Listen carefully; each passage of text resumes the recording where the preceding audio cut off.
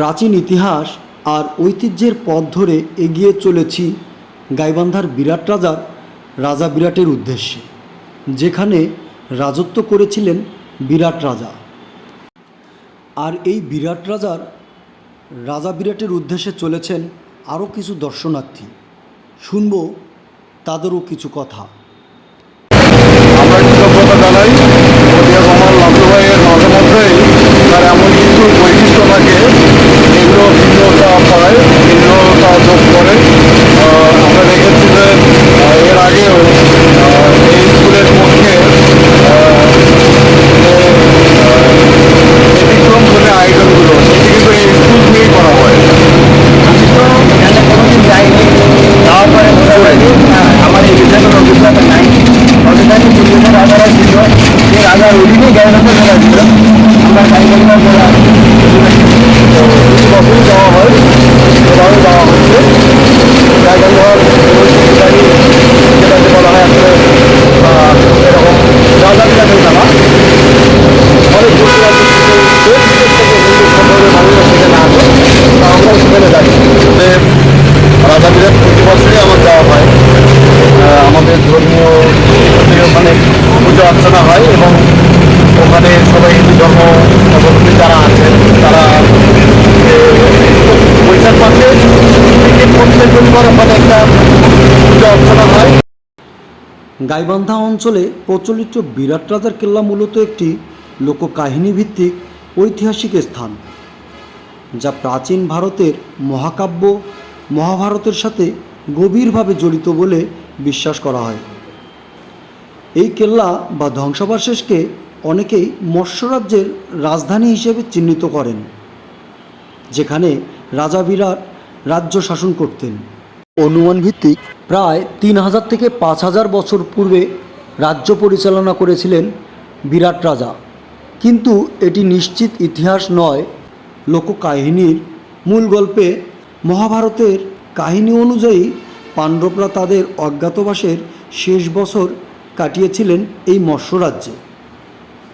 তারা নিজেদের পরিচয় গোপন রেখে বিভিন্ন কাজ করতেন।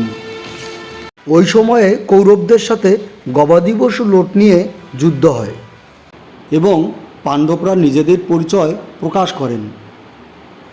এটাই বিরাট রাজার রাজ্যের সবচেয়ে গুরুত্বপূর্ণ ঘটনা হিসেবে লোককাহিনীতে বর্ণিত।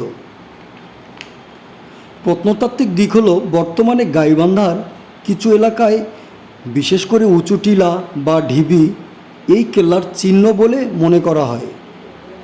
তবে এটি সম্পূর্ণভাবে প্রমাণিত প্রত্নতাত্ত্বিক স্থাপনা নয়। বেশিরভাগ তথ্য লোককাহিনী ও মৌখিক ইতিহাস থেকে এসেছে।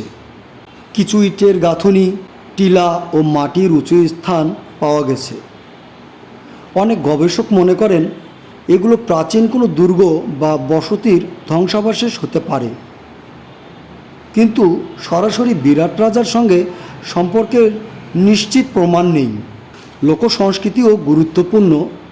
এই কেল্লা বা স্থানটি গাইবান্ধার মানুষের কাছে ঐতিহ্যের প্রতীক, লোককাহিনী ও ধর্মীয় বিশ্বাসের অংশ। গ্রামের মানুষ এখনও বিভিন্ন গল্প বলেন, যেমন এখানে রাজপ্রাসাদ ছিল, গোপন সুড়ঙ্গ ছিল, এমনকি পাণ্ডবদের ব্যবহৃত স্থানও নাকি এখানেই ছিল। বলা চলে বিরাট রাজার কেল্লা মূলত লোককাহিনী ভিত্তিক ঐতিহাসিক স্থান। মহাভারতের কাহিনীর সাথে সম্পর্কিত প্রত্নতাত্ত্বিকভাবে পুরোপুরি প্রমাণিত নয়, তবে স্থানীয় ঐতিহ্য ও সংস্কৃতিতে গুরুত্বপূর্ণ। আর বৈশাখ মাস এলেই শুরু হয়ে যায় ঐতিহ্যবাহী করলা ভর্তা মেলা, যেখানে হিন্দু সম্প্রদায়ের লোকজনরা মান্যত করেন এবং এক সিদ্ধর ভাত খেয়ে থাকেন। দূর দূরান্ত থেকে আসে অনেক দর্শনার্থী। আর এবার কথা বলবো একজন দর্শনার্থীর সঙ্গে। এটা আমাদেরকে আসলে জানা দরকার। এখানে হিন্দুরা আসে যেন আমাদের আসা যাবে না, আমরা আসি যেন বৌদ্ধদের আসে তা না, এটা আসলে সবার জানা দরকার। যেহেতু বিরাট রাজায় প্রথম আমাদের গাইবান্ধা জেলার সৃষ্টি করেছে। গাইবান্ধা তো আসলে জেলা ছিল না, ছিল রাজা বিরাট, যেখানে এই রাজা বিরাট রাজার গোসভা ছিল গাইবান্ধা, যার কারণে গাইবান্ধার নামকরণ হয়েছে। আসলে এটা আমাদের জানা উচিত। যারা আসেননি তারা আসবেন, এবং আমি আশা করি আগামী দিন হয়তো আগামী যে কোনো একটা সময় আমার স্টুডেন্টকে নিয়ে আমি এখানে আসবো, আমি ইতিহাস ঐতিহ্য সম্বন্ধে আরও জানবো। ধন্যবাদ আপনাদের। বিরাট রাজার রাজা বিরাটের এই ঐতিহ্যবাহী মেলাকে করলা ভাত্তা মেলা বলা হয়। আজ এখানেই, ভালো থাকবেন, আল্লাহ হাফেজ।